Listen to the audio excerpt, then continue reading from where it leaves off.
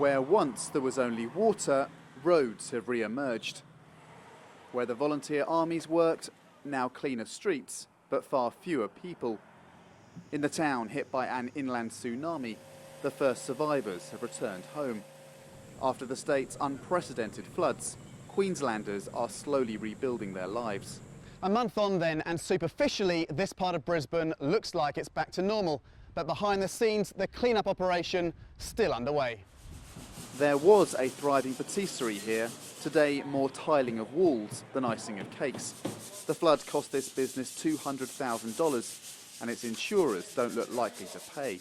We got onto our insurance early into it to find out where we stood, and we're still waiting to find out where we stand. So basically, we couldn't wait around any longer. We just had to start rebuilding and then wait and see what happens. But we're not holding our breath. In downmarket suburbs, the picture's worse. Images of smiling volunteers in Goodna went right around the world. But people here now feel abandoned.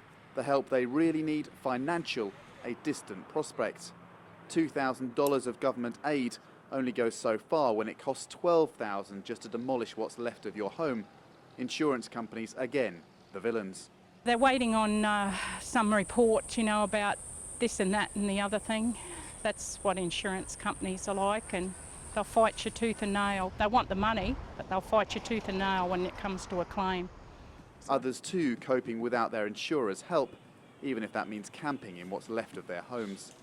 For most in Brisbane, the swollen river caused the damage, but the small print in many insurance policies says that's not technically a flood. The tiny town of Grantham, where at least 9 people died, unambiguously suffered a massive flash flood. But even here, there have been battles with insurers. Just 3 households have returned to the worst hit part of town.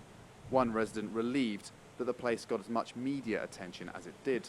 Because the Premier, Anna Bly's done a marvellous job pushing them and really cracking the whip on them.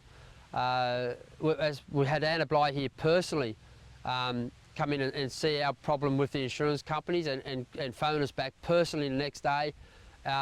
And within a week, the insurance companies have come to the party. Few Queenslanders can call so directly on their state leaders' help.